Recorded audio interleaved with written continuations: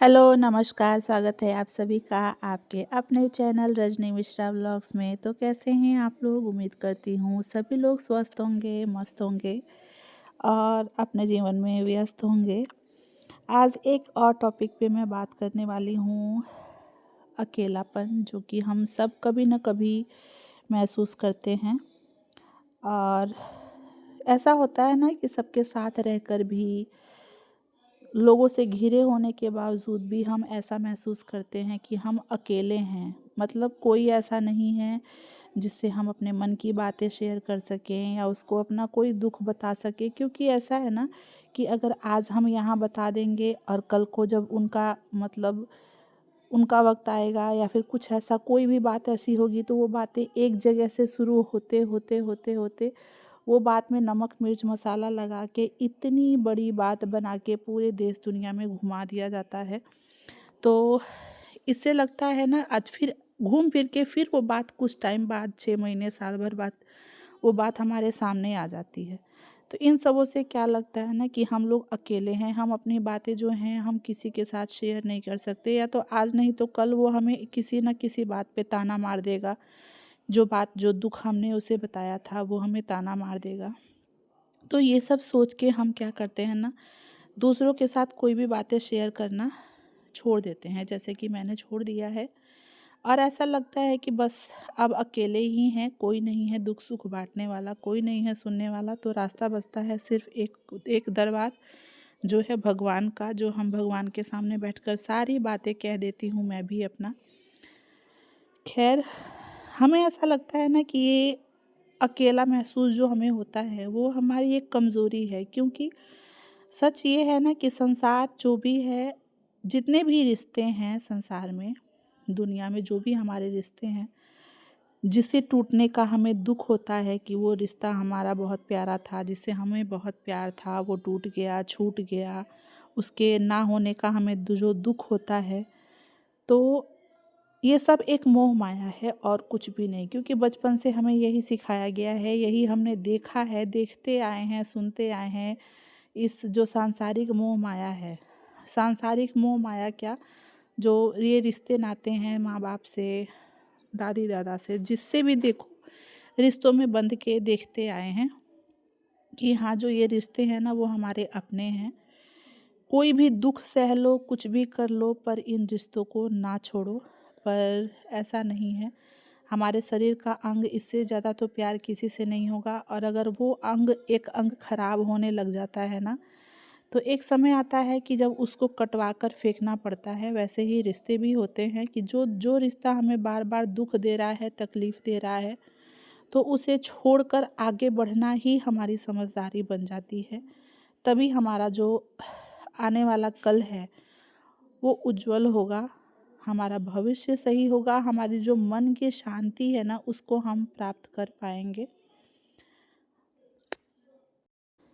हम सोचते हैं कि फला हमारा अपना है, वो हमारा अपना है। कुछ भी नहीं है, कुछ भी नहीं है।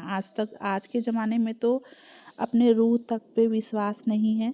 हर कोई, चाहे वो कोई भी रिश्ता हो, एक स्वार्थ के साथ, चाहे हम ही क्यों ना हो, अगर हम भी किसी के साथ जुड़े हुए हैं तो हो सकता है उसे अपना दुख सुख बांटते हों, या फिर कुछ ना कुछ स्वार्थ ज़रूर होगा। कहीं न कहीं एक स्वार्थ का जो कनेक्शन है ना वो ज़रूर होगा, जिसके नाते हम सब एक दूसरे से जुड़े रहते हैं। हमें वो मोह माया, वो जो जाल है ना वो हमें जोड़ के रखती है। जैसे नेटवर्क का जाल है ना, वैसे ही ये मोह माया का जाल है जो हमें इन रिश्तों से जोड़ कर रखती है। पर इनके टूटने का या इनके बिछड़ने का हमें उतना दुख नहीं होना चाहिए। निस्वार्थ जो प्यार होता है ना, वो माँ बाप का ही होता है। वो भी सभी के नहीं, बेटियों के लिए तो खासकर माँ बाप का ही प्यार होता है, जो बिल्कुल निस्वार्थ। देखिए, जब तक हमारे पास देने के लिए कुछ होता है तब तक लोग अपने हैं। जिस दिन हम खाली हो जाते हैं, हमारे पास कुछ नहीं रहता है, उस दिन पता चलता है कि यहाँ कौन अपना है और कौन पराया, या कौन अपना नहीं है। सिर्फ ज़रूरतें थी और कुछ भी नहीं, कोई रिश्ता नहीं, सब कुछ। ज़रूरतें ख़त्म, रिश्ता ख़त्म, ये हम सब ने सुना भी होगा। पर ये सिर्फ एक कहावत मात्र नहीं है, ये असली सच्चाई यही है कि ज़रूरत ख़त्म, इंसान का रिश्ता ख़त्म, सब कुछ बदल जाता है। जब उस इंसान का स्वार्थ पूरा हो जाता है ना, तो उसके बात करने का तरीका, उसके उठने बैठने का तरीका, हर चीज़ बदल जाता है। हमें बचपन से सिखाया जाता है कि रिश्तों के बिना, या यूँ कहें कि बिना किसी के जीना संभव ही नहीं है। पर कोई ये नहीं बताता कि जब हम किसी पर निर्भर होते हैं तो हमारी जो खुशियाँ हैं ना, वो भी उसकी मोहताज हो जाती हैं। कि यानी वो खुश रहेगा, वो अच्छा कहेगा तो हम खुश हैं, और उसने हमारे प्रति तो थोड़ा सा कुछ गलत कह दिया तो हम उदास हैं, हम रो रहे हैं, हमने खाना पीना छोड़ दिया। ऐसा ऐसा ही होता है बस, और कुछ नहीं। उसके हमारी जितनी खुशियाँ हैं ना, उसके ऊपर निर्धारित हो जाती हैं। फिर एक दिन यही रिश्ते, जिनके लिए हम खुद को भुला चुके थे, जिनको हम वक्त देते थे, जिनके लिए हम कुछ भी करने को तैयार थे, वो हमें छोड़कर जब चले जाते हैं, हमें लगता है बस अब कुछ है ही नहीं। पर ऐसा नहीं है। उस दिन हमारे एक नया सूर्योदय होता है, एक नए, हमें बस देखने की ज़रूरत होती है, समझने की ज़रूरत होती है। क्योंकि सबसे बड़ी चीज़ है, जो हमारा है वो हमें कभी छोड़कर जाएगा ही नहीं। वो हमारी अच्छाई, बुराई, हर चीज़ के साथ हमें स्वीकार करेगा। कोई भी रिश्ता हो, कोई भी, सबसे पहले तो कोई भी इंसान हो, उसमें अच्छाई और बुराई दोनों होती है, ठीक है।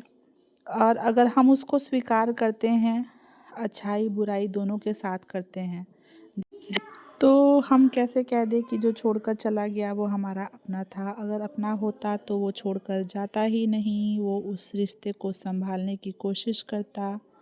फिर चाहे वो कोई भी रिश्ता हो, दोस्ती का रिश्ता हो, या माँ बाप का रिश्ता हो, या भाई बहन का रिश्ता हो, गलत को सही करके और चलना, ये अपने आप में बहुत बड़ी बात होती है। पर हम जिसको छोड़ना चाहते हैं ना, उसको तो फिर बस बहाना चाहिए होता है कि हमें इसको छोड़ना है किसी न किसी बहाने से। तो रिश्ते एक तरफ से नहीं चलते, दोनों तरफ से चलते हैं। जो छूट गया वो अपना कभी था ही नहीं, और दोबारा उसके ऊपर अपना टाइम वेस्ट नहीं करना, अपना जो दिमाग की शांति है, मानसिक जो शांति है, उसको भंग नहीं करना है। आगे बढ़ना है, ये सोचकर कि अब हम अकेले हैं, भगवान का ही सहारा है, भगवान जो करेंगे अच्छे के लिए करेंगे। अपने सब कुछ छोड़कर, सब कुछ भुलाकर, भूला तो नहीं जा सकता, ऐसा तो नहीं होता है कि हम सब कुछ भूल जाएं, पर भुलाकर, जब तक भूलेंगे नहीं तब तक नई यादें कहाँ से होंगी, नई चीज़ें हम कहाँ से सीखेंगे। तो नई चीज़ों को सीखने के लिए, नई चीज़ों को समझने के लिए पुरानी चीज़ों को छोड़ना होगा। जैसे नए कपड़े पहनने के लिए हमें पुराने कपड़े को हटाना पड़ता है, खराब चीज़ों को हटाना पड़ता है नई चीज़ें लाने के लिए, वैसे ही ये जीवन भी है, दुख भी है, कि नया चीज़ देखने के लिए, समझने के लिए हमें पुरानी चीज़ों को छोड़ना पड़ता है। तो इसी तरीके से हमें आगे बढ़ना है। जो आपको पसंद हो वो कीजिए, पहले अपने काम में व्यस्त रहिए। अगर काम कर रहे हैं तो कोई भजन कीर्तन लगा लीजिए, उससे भी नहीं तो अच्छे गाने लगा लीजिए। जिसको गाने सुन के, गाना तो एक थेरेपी का काम करता है, जिससे हमारा मूड डाइवर्ट हो, गलत चीज़ें हमारे दिमाग में ना आए। थोड़ा सा पूजा पाठ की तरफ जब ध्यान देंगे तो हमारे दिमाग से ये सारी चीज़ें, जितनी भी नेगेटिव एनर्जी है वो निकलेगी। नेगेटिव चीज़ें जब निकल जाएंगी ना, हम अपने आप को हल्का महसूस करेंगे। और कुछ टाइम के बाद ना, हमें जैसे उन रिश्तों की आदत लगी थी, ठीक वैसे ही फिर हमें अकेले रहने की आदत हो जाती है। जो हमारा अपना है, हमारे अपने बच्चे, उनके साथ रहने की, जिसके लिए हम रोते हैं, गाते हैं, उनको छोड़ के अगर हम आगे 10 दिन भी अगर बढ़ जाए ना, फिर हमें उस चीज़ की आदत हो जाती है। तो ज़्यादा किसी चीज़ के पीछे पड़ना नहीं है, अपने आप को दुख देना नहीं है, अपने आप को हर्ट नहीं करना है कि फला चीज़ मेरे लिए इम्पोर्टेंट थी। जी नहीं, कुछ भी इम्पोर्टेंट नहीं है। सबसे पहले इम्पोर्टेंट है हमारी मन की शांति, हमारी आत्मा की शांति। हमारी अपनी काबिलियत को पहचानने का वक्त आ चुका है, खुद को पहचानिए। आपको जो आता है, जिसमें आपको खुशी मिलती है, उस काम को कीजिए और आगे बढ़िए। फिर चाहे वो यूट्यूब पे वीडियो बनाना हो, या खाना बनाना हो, डांस करना हो, गाना गाना हो, या कोई भगवान हर किसी के अंदर कोई ना कोई हुनर देकर ज़रूर भेजता है। बस अंतर ये है कि हमें उसका किस तरीके से पहचानने की देरी है, किस तरीके से उसका सदुपयोग करना है, ये चीज़ समझने की देरी है। और फिर हम अपने आप जब उस चीज़ में लग जाते हैं ना, तो सारी चीज़ें भूल जाती हैं। वक्त बहुत बड़ा मरहम होता है जिसके साथ हम सारी चीज़ें भूल जाते हैं, आगे बढ़ने लगते हैं। और जब एक बार आगे बढ़ जाते हैं ना, तो उन सब बातों की और उन सब जितनी भी चीज़ें थी, कोई मतलब रह नहीं जाता, कोई वैल्यू नहीं रह जाती उस चीज़ की। जो हो चुका है, जो बीत चुका है, फिर तो हमें लगता है कि वो एक सपने जैसा था जिसे हमने छोड़ दिया, जो हम भूल गए और हम आगे बढ़ जाते हैं। तो यही था मेरा एक्सपीरियंस कुछ चीज़ों का, जो मैं आपके साथ शेयर कर रही हूँ। बाकी का जो ब्लॉग है मैं आगे आप लोगों के साथ कंटिन्यू करूँगी। वीडियो कैसा लगा, कुछ मन की बातें थी जो मुझे अपने यूट्यूब फैमिली के साथ शेयर करनी थी। वीडियो कैसा लगा मुझे कमेंट करके ज़रूर बताइएगा। चैनल पर पहली बार आए हैं तो प्लीज़ चैनल को कर लीजिएगा सब्सक्राइब, बेल आइकन को प्रेस कीजिएगा ताकि जो वीडियो की नोटिफिकेशन है वो आप तक सबसे पहले जाए। आप लोग के एक लाइक से, एक कमेंट से, सब्सक्राइब से मुझे बहुत ज़्यादा मोटिवेशन मिलता है, तो प्लीज़ करना मत भूलिएगा। Thank you for watching. मिलते हैं किसी दूसरे टॉपिक पे अगले वीडियो में, तब तक के लिए बाय।